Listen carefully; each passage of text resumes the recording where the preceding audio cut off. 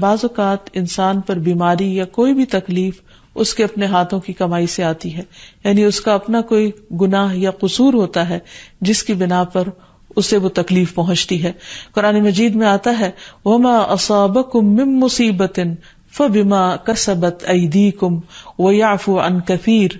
اور تمہیں جو بھی مصیبت پہنچی تو وہ اس وجہ سے ہے جو تمہارے ہاتھوں نے کمایا، اور وہ بہت سی چیزوں سے درگزر کر جاتا ہے.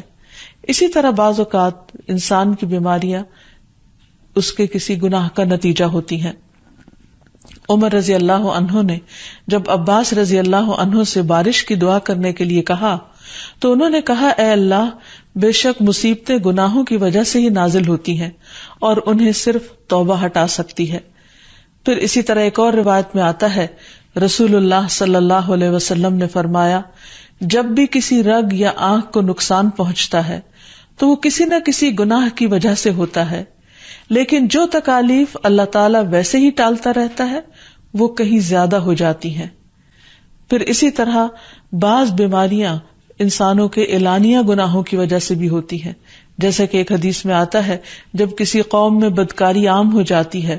اور وہ اعلانیہ اس کا ارتکاب کرتے ہیں تو ان میں طاعون اور ایسی مختلف بیماریاں پھیل جاتی ہیں جو کہ ان سے پہلے گزرے ہوئے لوگوں میں نہ تھی. ابو امامہ باہلی سے روایت ہے کہ نبی صلی اللہ علیہ وسلم نے فرمایا جس بندے کو بھی بیماری سے پچھاڑ دیا گیا ہو تو اللہ تعالیٰ اسے جب بیماری سے اٹھاتا ہے تو وہ پاک ہوتا ہے.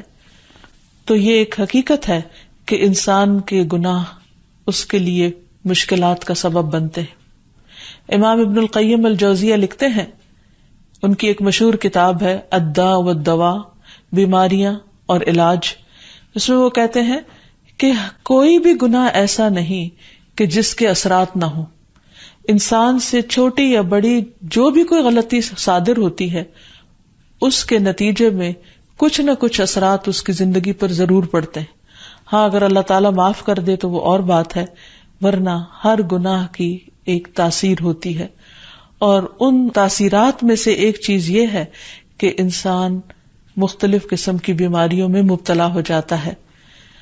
اسی لیے ہم دیکھتے ہیں کہ جب انسان بیماری میں مبتلا ہوتا ہے تو اللہ تعالیٰ اس بیماری کو اس کے گناہوں کا کفارہ بنا دیتے ہیں. جیسے حدیث میں آتا ہے کہ جس مسلمان کو کانٹا چبھے یا اس سے زیادہ کوئی تکلیف پہنچتی ہے تو اللہ تعالیٰ اس کے ذریعے اس کے گناہوں کو اس طرح دور کر دیتا ہے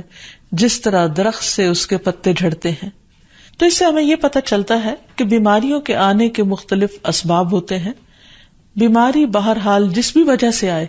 لیکن اصل چیز دیکھنے کی یہ ہے کہ مومن کا رویہ کیا ہے. مومن کو اگر کوئی کانٹا بھی چبھتا ہے تو وہ اس پر صبر کرتا ہے. اس لیے بیماری یا تکلیف کے آنے پر انسان کو اللہ سے راضی رہنا چاہیے، شکوہ نہیں کرنا چاہیے، کیونکہ جو اللہ سے راضی ہو جاتا ہے کسی آزمائش پر، اللہ تعالیٰ بھی اس سے راضی ہو جاتا ہے. پھر اسی طرح اللہ تعالیٰ کا شکر ادا کرنا چاہیے، کیونکہ بیماری اس سے زیادہ شدید بھی ہو سکتی تھی. لہذا انسان کو اللہ تعالیٰ جس حال میں رکھے انسان اس پر شکر گزار رہے. پھر یہ کہ انسان کسی بھی بیماری میں کسی بھی قسم کی ہو اور زندگی کے کسی بھی حصے میں ہو اس میں مایوس نہ ہو، پر امید رہے کہ بیماری دور ہو جائے گی. پھر اسی طرح اگر بیماری طول پکڑ جائے تو انسان کو گھبرانا نہیں چاہیے، کیونکہ ہر گزرنے والا لمحہ انسان کے درجات میں اضافے کا سبب بنتا ہے اور اس کے گناہ مسلسل جھڑتے چلے جاتے ہیں حتیٰ کہ انسان بالکل پاک صاف ہو جاتا ہے. پھر اسی طرح انسان کو بیماری کی حالت میں دوسروں سے شکوے شکایات نہیں کرنی چاہیے، کیونکہ بیماری اللہ کے اذن سے آتی ہے، اور جب انسان ہر ایک کے آگے رونے لگتا ہے تو گویا وہ اللہ تعالیٰ کا شکوہ کر رہا ہوتا ہے، جو چیز اللہ تعالیٰ کو پسند نہیں. پھر اسی طرح منہ سے برے الفاظ نہیں نکالنے چاہیے، بیماریوں کو کوسنا نہیں چاہیے، اور پھر ایسے الفاظ نہیں ادا کرنے چاہیے کہ مجھے لگتا ہے کہ اس بیماری میں